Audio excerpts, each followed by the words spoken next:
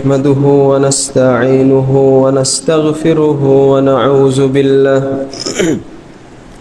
ونعوذ بالله من شرور أنفسنا ومن سيئات أعمالنا. من يهده الله فلا مضل له ومن يضلله فلا هادي له. وأشهد أن لا إله إلا الله وحده لا شريك له. وأشهد أن محمدًا عبده ورسوله. أما بعد فقد قال الله تعالى في الكلام المجيد والفرقان الحميد: أعوذ بالله من الشيطان الرجيم. يا أيها الذين آمنوا اتقوا الله حق تقاته ولا تموتن إلا وأنتم مسلمون. يا أيها الناس اتقوا ربكم الذي خلقكم من نفس واحدة وخلق منها زوجها وبث منهما رجالا كثيرا ونساء. واتقوا الله الذي تساءلون به والأرحام إن الله كان عليكم رقيبا. يا أيها الذين آمنوا اتقوا الله وقولوا قولا سديدا يصلح لكم أعمالكم ويغفر لكم ذنوبكم. ومن يطع الله ورسوله فقد فاز فوزا عظيما. أما بعد فإن أصدق الحديث كتاب الله وخير الهدي هدي محمد صلى الله عليه وسلم وشر الأمور محدثاتها وكل محدثة بدعة وكل بدعة ضلالة وكل ضلالة في النار. بسم الله الرحمن الرحيم. وإذا كنت فيهم فأقمت لهم الصلاة فلتقم طائفة منهم معك وليأخذوا أسلحتهم فإذا سجدوا فليكونوا من ورائكم ولتأت طائفة أخرى لم يصلوا فليصلوا معك وليأخذوا حذرهم وأسلحتهم.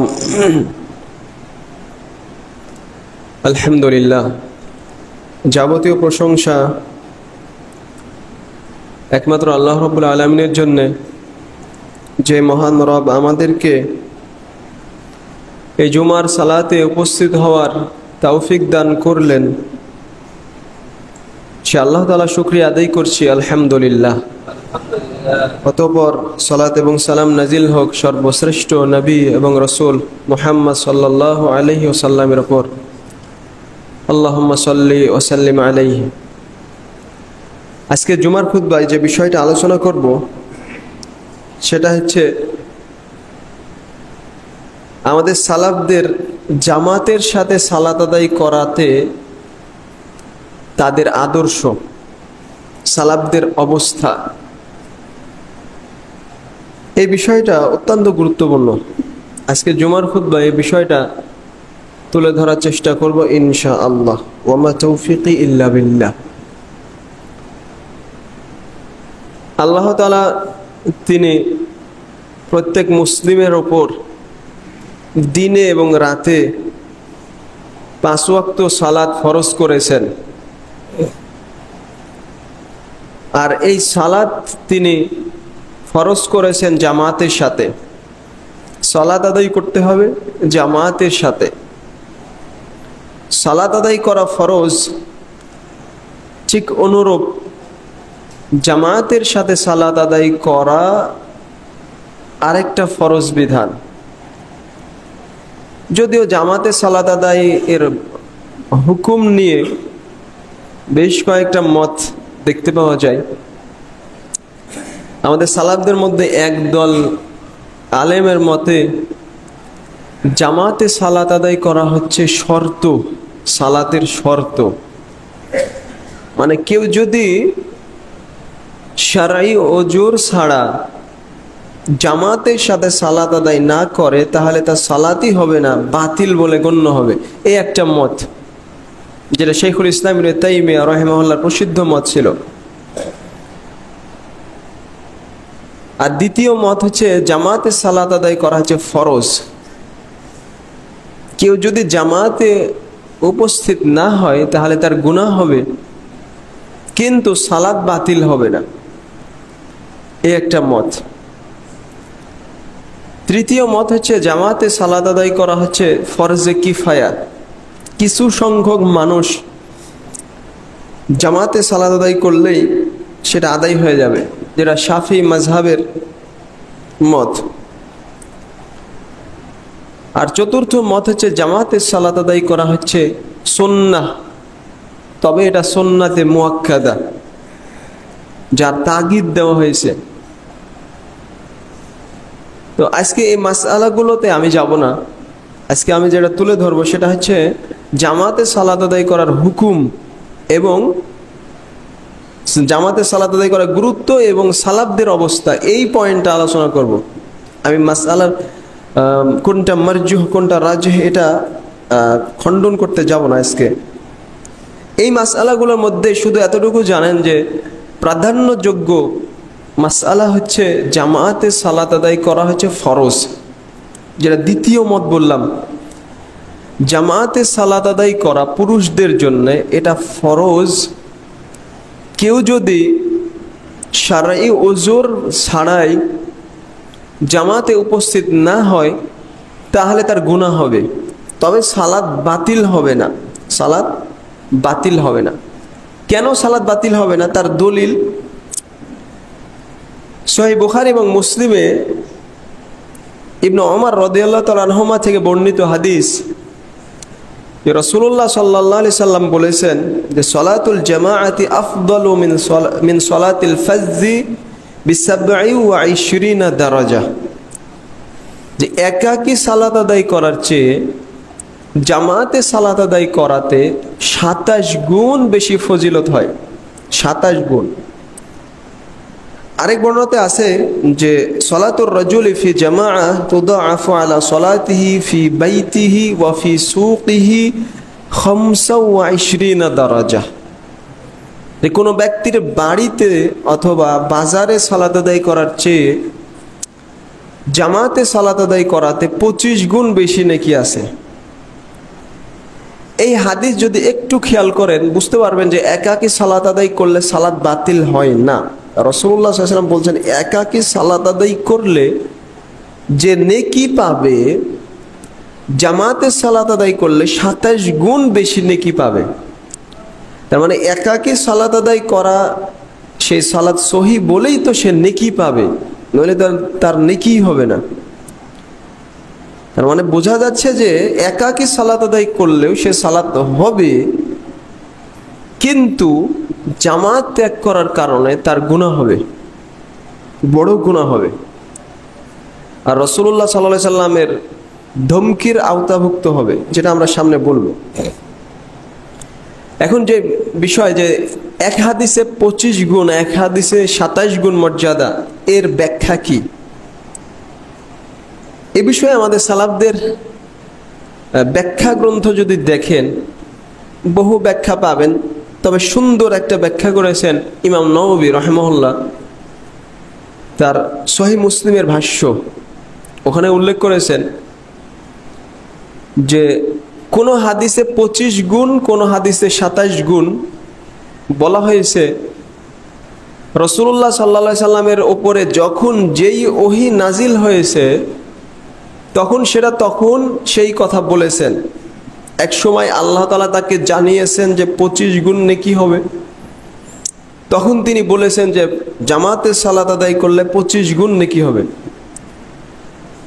পরবর্তীতে আল্লাহ তাআলা তাকে জানিয়েছেন যে 27 গুণ নেকি হবে, তখন সেটা তিনি জানিয়েছেন। এটা একটা ব্যাখ্যা, আল্লাহু আ'লাম। আর কেউ কেউ বলেছেন যে না, জামাতে সালাত আদায় এর নেকির কম বেশি হবে সালাতের মনোযোগ, খুশু খুজু এগুলোর ভিত্তিতে।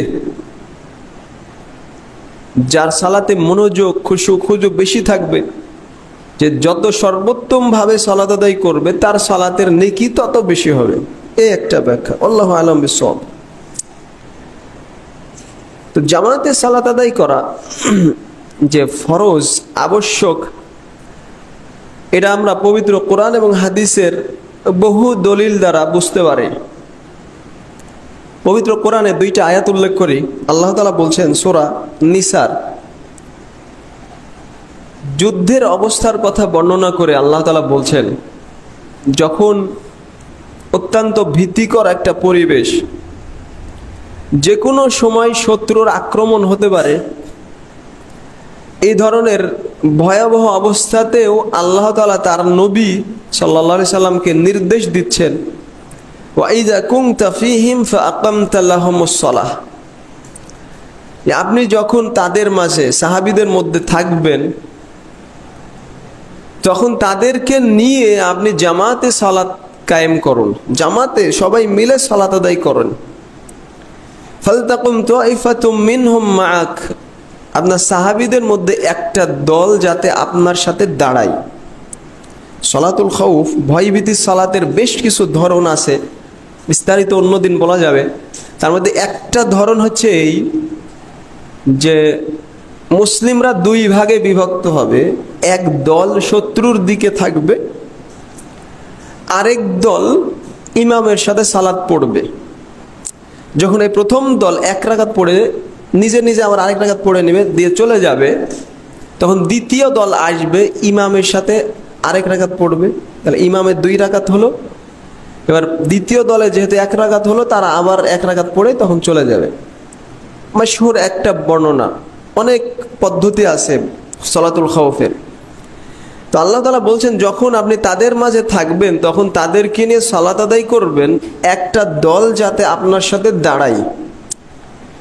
ওয়ালিয়াখুযু আসলিহাতাহুম, তারা যেন তরবারি নেই। ফাইদা সাজাদু ফালিয়াকুনু মিন ওয়ারাইকুম, যখন তারা সিজদা করবে, মানে এক রাকাত আদায় করবে, সালাত পুরা করবে, তারপরে তারা পিছনে চলে যাবে। ওয়ালতাতি তাইফাতুন উখরা, তখন আরেক দল আসবে, লাম ইউসাল্লু, যারা এখনো সালাত আদায় করেনি তারা আসবে। ফালিয়ুসাল্লু মাআক, তারা এসে যেন আপনার সাথে সালাত আদায় করে। এখানে স্পষ্টই বোঝা যায় যে জামাতে সালাত আদায় করা হচ্ছে ফরজ পুরুষদের জন্য, যেটা ইবনুল কাইয়িম আল জাওজিয়া রাহিমাহুল্লাহ তার আস-সালাহ এই নামে একটা কিতাব আছে, অত্যন্ত সুন্দর একটা কিতাব। ওই কিতাবে উনি অত্যন্ত সুন্দরভাবে বিষয়টা উল্লেখ করেছেন। উনি বলেছেন যে এই আয়াত কয়েক দিক থেকে প্রমাণ করে যে জামাতে সালাত আদায় করা ফরজ। এক নাম্বার, যে জামাতে সালাত আদায় করা সুন্নাহ নয়। যদি সুন্নাতি হতো তাহলে কমপক্ষে আল্লাহ তাআলা এই ভয়াবহ অবস্থাতে জামাত করার নির্দেশ দিতেন না। তার মানে জামাতে সালাত আদায় করা ঐচ্ছিক, সুন্নাহ নয়। যদি সুন্নাহ হতো তাহলে অন্তত এমন ভয়াবহ অবস্থাতে আল্লাহ তাআলা ছাড় দিতেন যে একা একা সালাত পড়ো, আল্লাহ সেটা বলেননি। দ্বিতীয়ত, এই আয়াত প্রমাণ করে জামাতে সালাত আদায় করা ফরজে কিফায়া নয়। যদি ফরজে কিফায়াই হতো তাহলে এক দলের সালাত পড়লেই দ্বিতীয় দলের জামাত হয়ে যেত, তাদের দায়িত্ব পূরণ হতো। আল্লাহ তাআলা প্রথম দলের কথা বললেন যে তারা যখন সালাত পড়ে চলে যাবে তখন দ্বিতীয় দল এসে আপনার সাথে আবার সালাত পড়বে। তার মানে বোঝা যাচ্ছে যে জামাতে সালাত আদায় করা ফরজে আইন, প্রত্যেকের জন্য ফরজ। এই জন্য আল্লাহ তাআলা এইভাবে তিনি আদেশ করছেন, উভয় দলকেই জামাতে সালাত আদায়ের জন্য বলছেন। যে বিষয়টা ইবনুল কাইয়িম আল জাওজিয়া রাহিমাহুল্লাহ অত্যন্ত সুন্দর করে তুলে ধরেছেন। দ্বিতীয় আয়াত সূরা কলমে আল্লাহ তাআলা বলছেন, ইয়াউমা ইউকশাফু আন সাকিম ওয়া ইউদআউনা ইলা সুজুদ ফালা ইস্তাতিউন খাশিআতান আবসারুহুম তারহাকুহুম যিল্লা ওয়া ক্বাদ কানু ইউদআউনা ইলা সুজুদ ওয়া হুম সালিমুন। কিয়ামতের দিন আল্লাহ তাআলা তার পায়ের গোছা বের করবেন। আহলুস সুন্নাহ ওয়াল জামায়াতের আকীদা, বিশ্বাস, আল্লাহ তাআলার পায়ের গোছা আছে, সাক আরবিতে যাকে বলে, কিন্তু কেমন তার ধরন আমরা জানি না, ধরন অজানা, সেটা আল্লাহর মতো, সৃষ্টির সাথে তুলনা করা যাবে না। তো সেই দিন আল্লাহ তাআলা তার পায়ের গোছা বের করবেন। ওয়ায়ুদাউনা ইলা সুজুদ, তখন মানুষকে সিজদা করার জন্য আহ্বান করা হবে। ফালা ইস্তাতিউন, কিন্তু একদল মানুষ আছে যারা সিজদা করতে পারবে না। তারা একেবারে বিনয় লাঞ্ছনাতে তাদের দৃষ্টি অবনত হবে,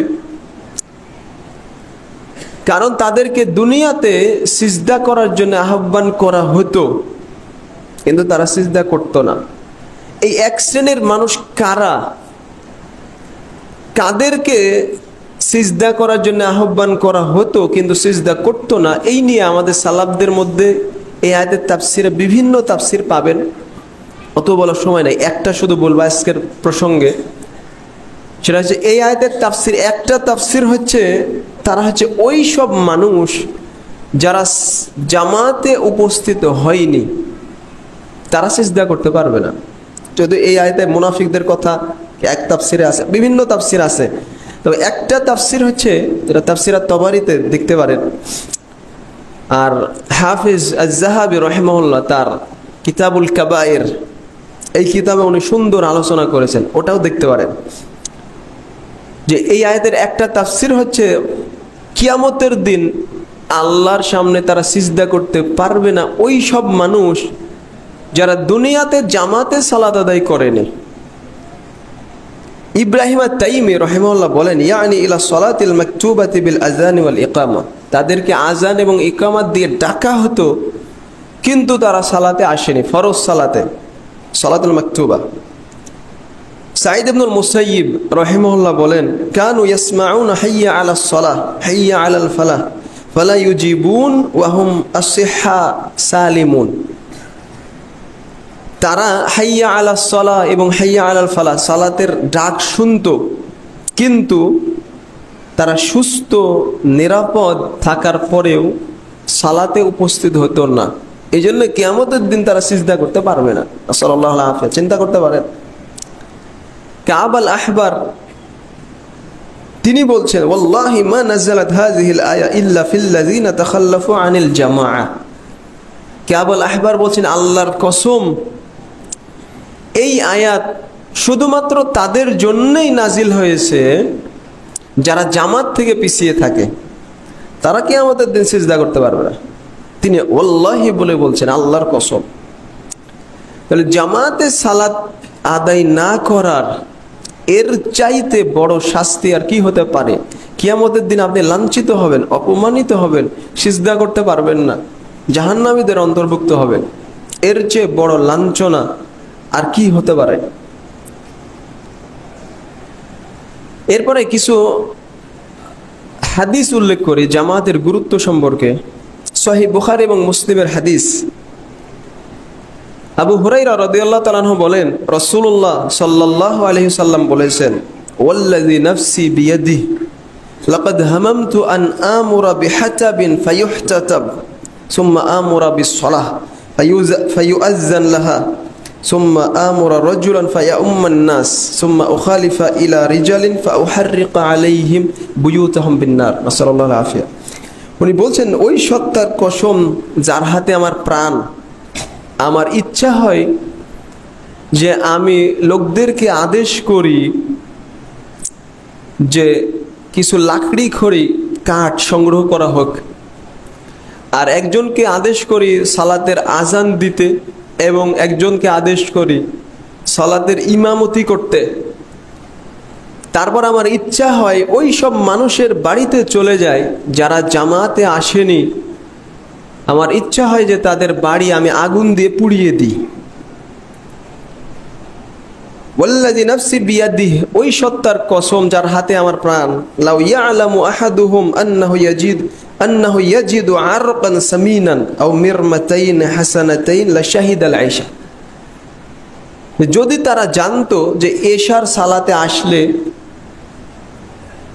একটা আরকান সামিনান মানে এমন একটা হাড় যাতে সামান্য পরিমাণ গোস্ত আছে, এরকম একেবারে সস্তা জিনিসও তারা পাবে, অথবা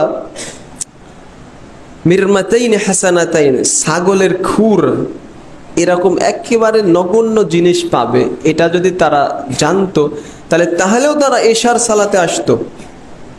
মানে দুনিয়াবি কোনো উদ্দেশ্য যদি থাকতো তাহলে এশার সালাতে অবশ্যই আসতো, কিন্তু একমাত্র আল্লাহর জন্য আসে না।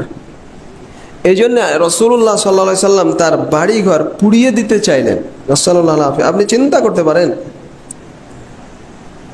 অন্য বর্ণনাতে তিনি বলছেন, ইন্না আসকালা সলাতি আলাল মুনাফিকিনা সলাতুল আইশা ওয়া সলাতুল ফজর। মুনাফিকদের জন্য সবচাইতে ভারী সালাত হচ্ছে এশার সালাত আর ফজরের সালাত। ওয়ালাউ ইয়ালামুনা মা ফিহিমা লাআতাউহুমা ওয়ালাউ হাবওয়ান, যদি তারা জানতো যে এই দুই সালাতে কি নেকি আছে তাহলে তারা হামাগুড়ি দিয়ে হলেও এশার সালাতে আসতো। তো এই দুই হাদিস যদি একত্রিত করেন বেশ কয়েক দিক থেকে যে জামাতে সালাত আদায় করা ফরজ, এটা প্রমাণিত হয়। তার একটা দিক, রাসূলুল্লাহ সাল্লাল্লাহু আলাইহি সাল্লাম তার বাড়িঘর পুড়িয়ে দিতে চাইলেন। একটা বর্ণনা আছে জুমার সালাতের ক্ষেত্রে, কিন্তু এটা জুমার সালাতের জন্য খাস নয়, বরং এই হাদিসে সহিহ বুখারী এবং মুসলিমে জামাতে সালাত আদায় করার কথা স্পষ্টভাবে আছে। জামাত থেকে তারা পিছিয়ে থাকতো, এই জন্য রাসূলুল্লাহ সাল্লাল্লাহু আলাইহি সাল্লাম তাদের বাড়িঘর পুড়িয়ে দিতে চাইলেন। ইবনুল মুনজির রাহিমাহুল্লাহ তার আল আউসাত নামক একটা কিতাবে বলেছেন, ওয়া ফি ইহতিমামিহি বিআন ইউহাররিকা আলা কওমিন তাখাল্লাফু আনিস সালাতি বুয়ুতাহুম আবিয়ানুল বায়ানি আলা উজুবি ফরদিল জামাআহ। রাসূলুল্লাহ সাল্লাল্লাহু আলাইহি সাল্লাম তিনি বাড়িঘর পুড়িয়ে দিতে চাইলেন, এটাতে স্পষ্ট প্রমাণ যে জামাতে সালাত আদায় করা হচ্ছে ফরজ। এটা একেবারে স্পষ্ট, কারণ ইজ গায়রু জাইজিন আন ইউহাররিকা রাসূলুল্লাহ সাল্লাল্লাহু আলাইহি সাল্লাম মান তাখাল্লাফা আলা নাদাব, কারণ এটা অসম্ভব যে কেউ কোনো মুস্তাহাব সুন্নাত কাজ থেকে পিছিয়ে থাকবে আর রাসূলুল্লাহ সাল্লাল্লাহু আলাইহি সাল্লাম তার বাড়িঘর পুড়িয়ে দিতে চাইবেন, এটা অসম্ভব। বরং এই কাজটা ফরজ বলেই রাসূল সাল্লাল্লাহু আলাইহি সাল্লাম তার বাড়ি পুড়িয়ে দিতে চাইলেন। মুসনাদে আহমদে আছে যে যদি বাড়িতে মহিলারা না থাকতো, যাদের উপর জামাত ফরজ নয়, অথবা এমন ওজরগ্রস্ত মানুষ, এরা না থাকলে বাড়িঘর পুড়িয়ে দিতাম, এটা রাসূলুল্লাহ সাল্লাল্লাহু আলাইহি সাল্লাম এরকম ধমকি দিয়েছেন। শেখ নাসিরউদ্দিন আলবানী রাহিমাহুল্লাহ উনি বলেছেন, ওয়ালাউ লাম ইয়াকুন হুনাকা ফি তা'য়িরিন ওয়া তা'য়িবি হাউলাইল মুতাখাল্লিফিনা আন মাসাজিদিল মুসলিমিন ইল্লা আন্নাহুম ইয়াতাশাব্বাহুনা বিন নিসা আল্লাতী ইউসাল্লিনা ফিল বুয়ুত ওয়া লাইসা ফিল জামাআহ লাকাফা বিহিম আরান ওয়া আইবান। শেখ আলবানী অত্যন্ত সুন্দর একটা কথা বলেছেন রাহিমাহুল্লাহ, জামাত থেকে পিছিয়ে থাকার জন্য, এতে তার নিন্দা তিরস্কারের জন্য যদি একটা বিষয় থাকতো তাহলে সেটাই যথেষ্ট হতো। জামাত থেকে পিছিয়ে থাকা ব্যক্তি হচ্ছে মহিলার মতো। মহিলারা আজান হলে বাড়িতে থাকে, বাড়িতে সালাত আদায় করে। পুরুষ ব্যক্তি যদি বাড়িতে থাকে তাহলে এ তো মহিলার মতো, এটাই তার জন্য লাঞ্ছনা তিরস্কারের জন্য যথেষ্ট। এটা আমি বলিনি, শেখ আলবানী বলেছেন রাহিমাহুল্লাহ, এই যুগের শ্রেষ্ঠ মুহাদ্দিস। এরাই তার জন্য যথেষ্ট ছিল। আর রাসূলুল্লাহ সাল্লাল্লাহু আলাইহি ওয়াসাল্লাম তার বাড়িঘর পুড়িয়ে দিতে চাইলেন, তাহলে বিষয়টা কত মারাত্মক। জামাতে সালাত আদায় করার গুরুত্ব কত বেশি আপনি চিন্তা করেন। আব্দুল্লাহ ইবনে ওমর রাদিয়াল্লাহু তাআলা আনহুমা তিনি বলেছেন, কুন্না ইযা তাখাল্লাফা মিন্না ইনসানুন ফি সালাতিল ইশা ওয়াস সুবহি ফিল জামাআহ আসা'না বিহি যন্না আইয়াকুনা ক্বাদ নাফাকা। আমাদের মধ্যে কোনো ব্যক্তি যদি এশা এবং ফজর থেকে পিছিয়ে থাকতো তাহলে আমরা তার বিষয়ে মন্দ ধারণা করতাম যে ওই বেটা মুনাফিক হয়ে গেছে, এটা আমরা মনে করতাম। আব্দুল্লাহ ইবনে ওমরের মতো সাহাবী বলছেন, যে এশার সালাতে যে আসে না, ফজরের সালাতে যে আসে না, তার মানে ও মুনাফিক হয়ে গেছে, এটা আমরা মনে করতাম। কারণ সেই যুগে এশা এবং ফজর থেকে দূরে থাকতো একেবারে স্পষ্ট যারা মুনাফিক। কিন্তু আমি আমার লেকচারে প্রায় বলি, আমাদের যুগে উল্টা, আমাদের যুগে যারা পাক্কা ইমানদার সমাজে, এরা ফজরের জামাতে নাই, এরা এশার জামাতে নাই। যেমন মসজিদে যারা ইমাম, যারা নামধারী আলেম ওলামা, এরা একজনও ফজরে নাই। ফজরে মসজিদ খালি, কে সালাত পড়াবে, কে রসুলের সুন্নাত মানবে, দীর্ঘ করে সালাত পড়বে, এ লোকই নাই। ফজরের জামাতে একজনও উঠে না। অথচ আব্দুল্লাহ ইবনে ওমর রাদিয়াল্লাহু তাআলা আনহুমা বলছেন যে ওর সম্পর্কে আমরা খারাপ ধারণা করতাম যে মুনাফিক। এটা ইবনে ওমরের কথা। সাল্লাল্লাহু আলাইহি। ইমাম বুখারী এবং ইমাম মুসলিম রাহিমাহুল্লাহর শাইখ ছিলেন উবাইদুল্লাহ ইবনে ওমর আল কাওয়ারিরি রাহিমাহুল্লাহ। উনি বলছেন যে একদিন আমার বাড়িতে মেহমান আসার কারণে, একদিন শুধু মেহমান আসার কারণে এক ওয়াক্ত এশার সালাত জামাতে আমার মিস হয়ে যায়, জামাত ছুটে যায়। তাদের ইমানটা আপনি চিন্তা করেন, এই আসারটা পড়ে আপনি একটু ভাববেন। তো উনি বলছেন যে ফাখরাজতু আতলুবু সলাতা ফি মাসাজিদিল বাসরা ফাওয়াজাদতু নাসা কুল্লাহুম ক্বাদ সাল্লু। যখন মেহমান চলে গেছে, দেখলাম যে মসজিদে সালাত হয়ে গেছে। তখন বসরা শহরের প্রত্যেক মসজিদে আমি ঘোরাফেরা করেছি যে কোথায় জামাত বাকি আছে, ওখানে আমি জামাতে সালাত পড়ব। প্রত্যেক মসজিদে গিয়ে দেখছি সবাই সালাত আদায় করে নিয়েছে, এমনকি মসজিদে বন্ধ করে দিয়েছে। উনি বলছেন তখন আমি মনে মনে বললাম যে রাসূলুল্লাহ সাল্লাল্লাহু আলাইহি সাল্লাম তো বলেছেন যে এক ওয়াক্ত সালাত জামাতে পড়লে একাকী সালাত আদায়ের চেয়ে 27 গুণ বেশি নেকি হয়। এই হাদিস আমার মাথায় আসলো, তখন আমি এশার সালাত 27 বার পড়লাম। এটা কিন্তু সুন্নাত নয়, ওনার আমলটা আপনাকে বলছি, স্পৃহাটা দেখাচ্ছি। আপনি আবার এক সালাত দোহারা করবেন, এটা জায়েজ নাই কিন্তু, বরং পরের সালাত হচ্ছে নফল হবে।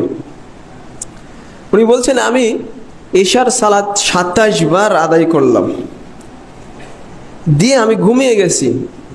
ঘুমিয়ে যখন গেছি স্বপ্নে দেখছি যে আমি একদল মানুষের সাথে আছি, তারা ঘোড়ায় চড়ে আছে, আমিও ঘোড়াই। তো তাদের সাথে আমি ঘোড়ায় প্রতিযোগিতা করছি। যখনই ঘোড়া ছোটাচ্ছি আমি, তাদের সাথে আমি পারছি না, সবসময় পিছেই থাকছি।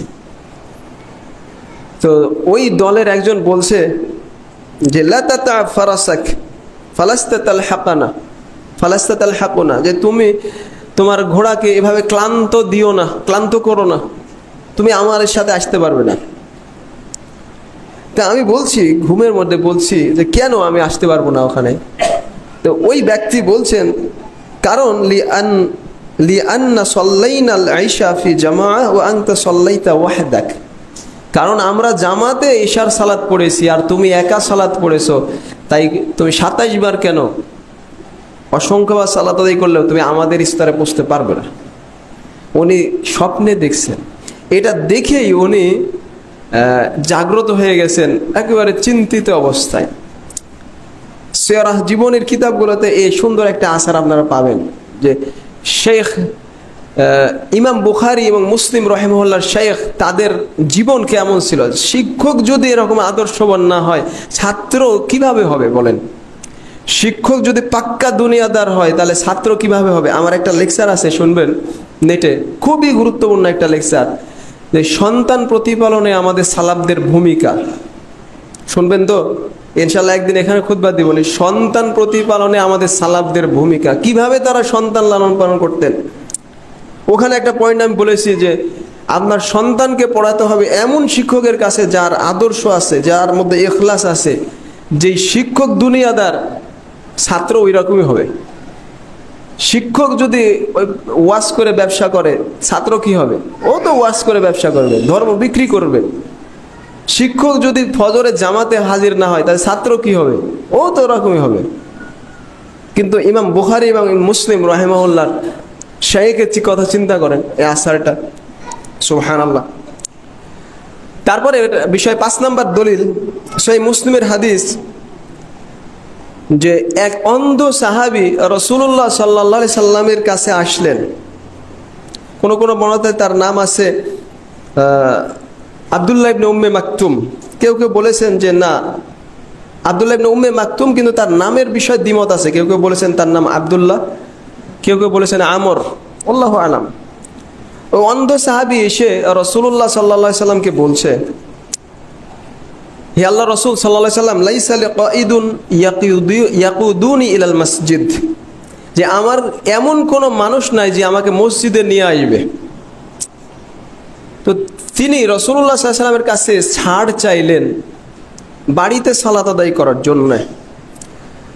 রাসূলুল্লাহ সাল্লাল্লাহু আলাইহি সাল্লাম তাকে ছাড় দিলেন। যখন ফিরে যাচ্ছে রাসূল সাল্লাল্লাহু আলাইহি সাল্লাম তাকে আবার ডাকলেন, ডেকে বললেন, হাল তাসমাউন নিদা, তুমি কি সালাতের আজান শোনো?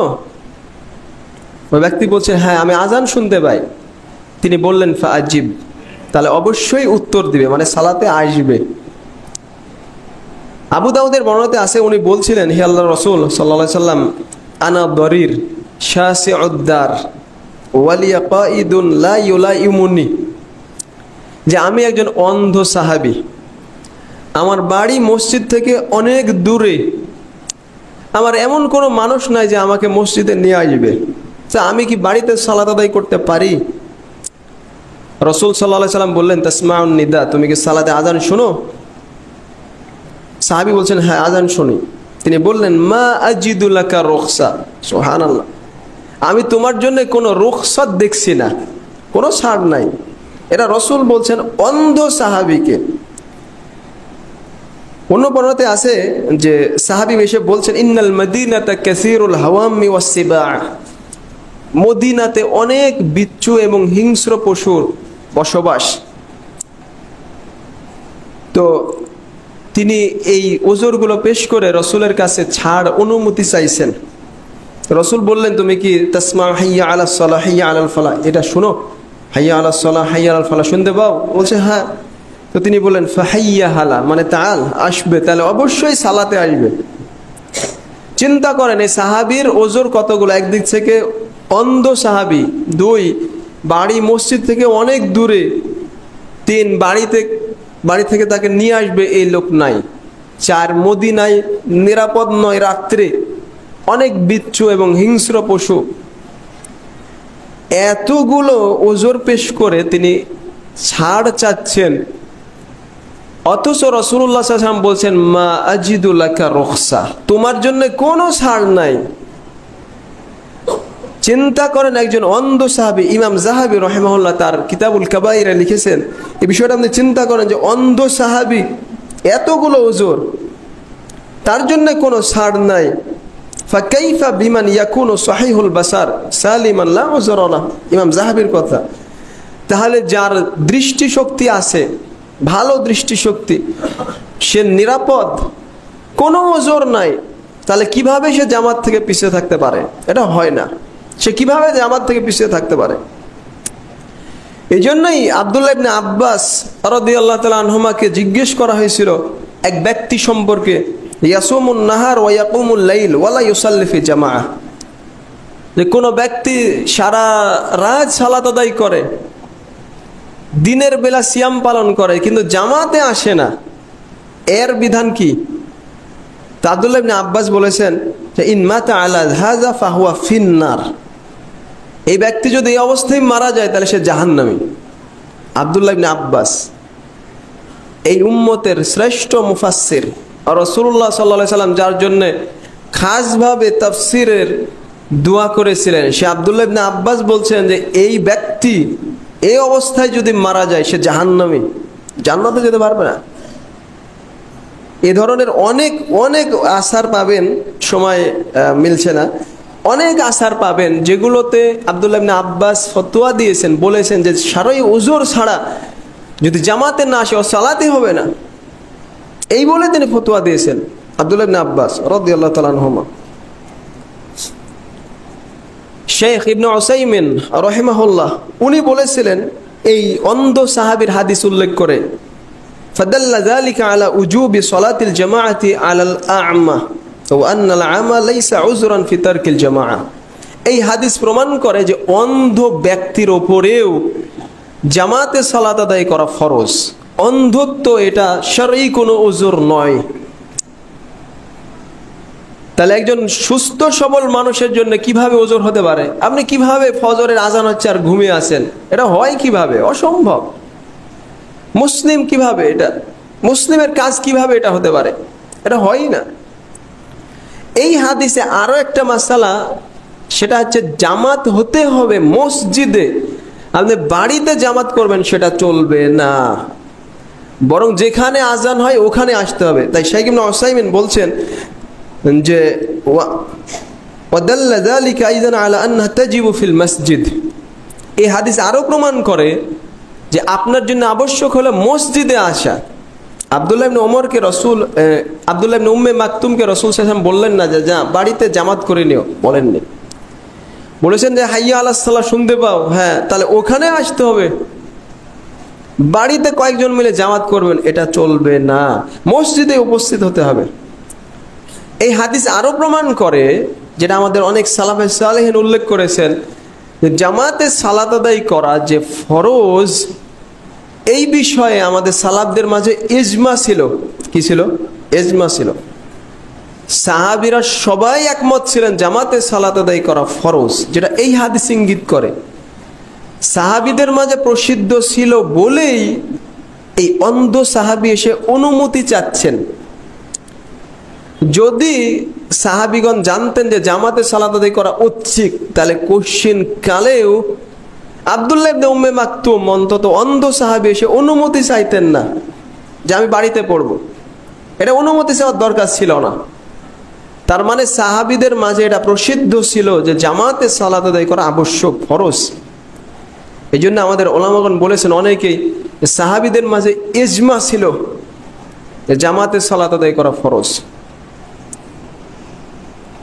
আব্দুল্লাহ ইবনে মাসউদ রাদিয়াল্লাহু তাআলা আনহুর একটা প্রসিদ্ধ আসার, তিরমিজির হাদিস, উনি বলেছেন যে ব্যক্তি কিয়ামতের দিনে আল্লাহর সাথে মুসলিম অবস্থায় সাক্ষাৎ করতে চায়, তাহলে সে যেন ফালিউহাফিজ আলা হাউলাই সালাওয়াত হাইসু ইউনাদা বিহিন্না, তাহলে সে যেন এই সালাতগুলোর হেফাজত করে যেখানে আজান দেওয়া হয় সেখানেই, হাইসু ইউনাদা বিহিন্না, যেখানে আজান দেওয়া হয় সেখানে এসে আপনাকে সালাত পড়তে হবে, মসজিদে।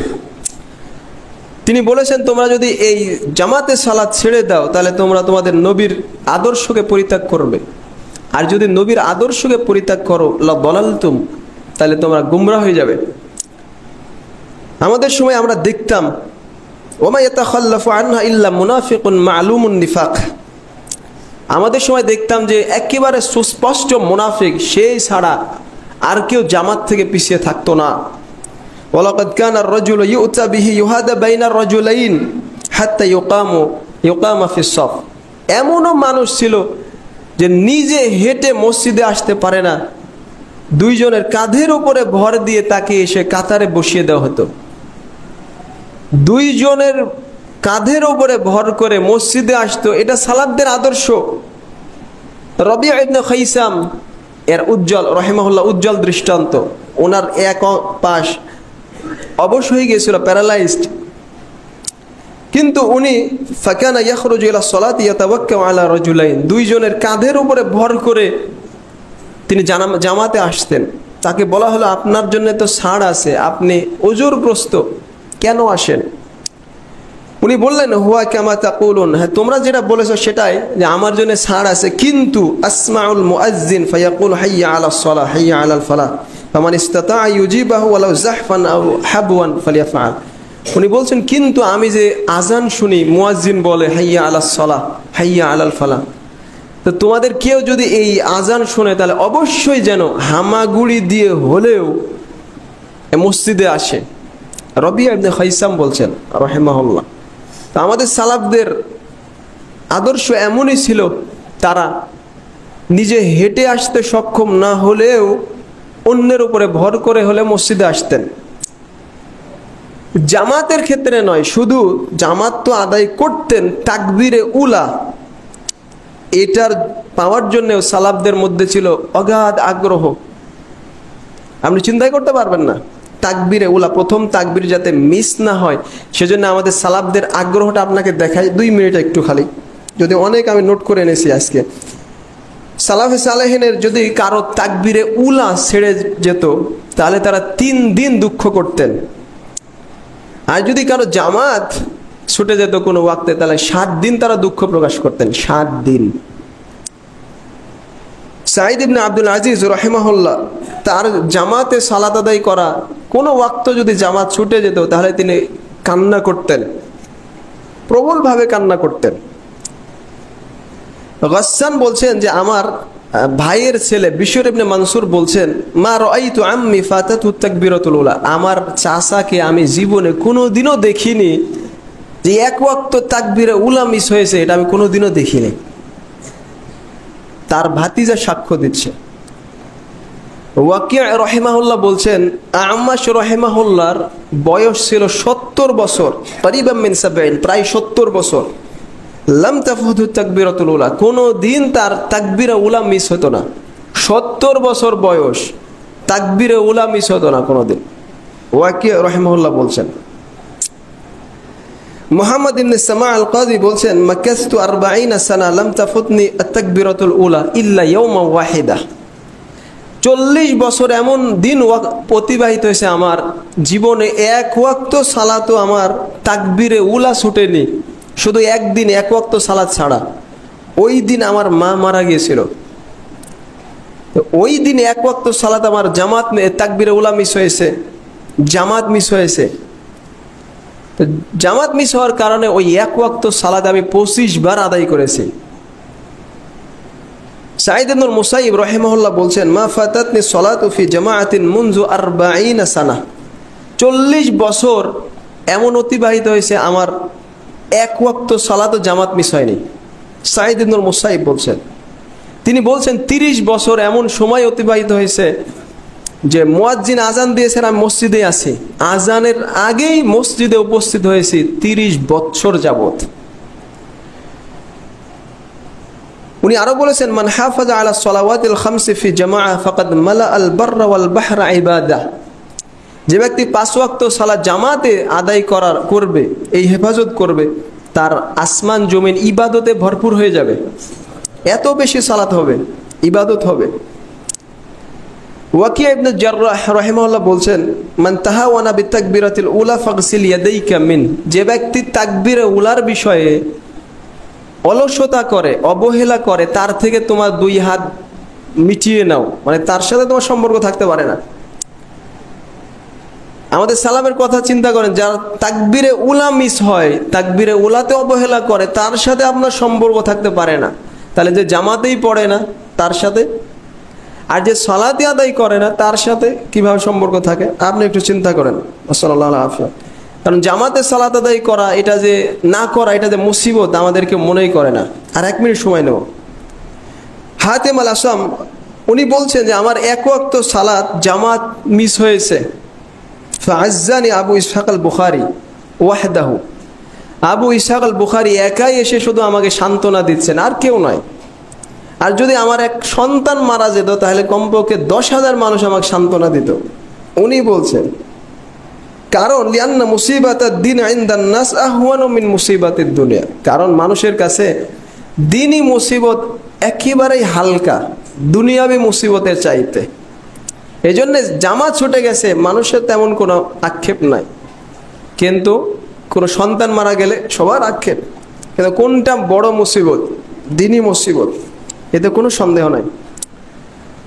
তো আল্লাহ আমাদের সবাইকে এগুলো জেনে বুঝে আমল করা তৌফিক দান করুন, আল্লাহুম্মা আমিন। এ বিষয়ে আরো বিস্তারিত জানতে চাইলে আরো কোনো দিন হবে।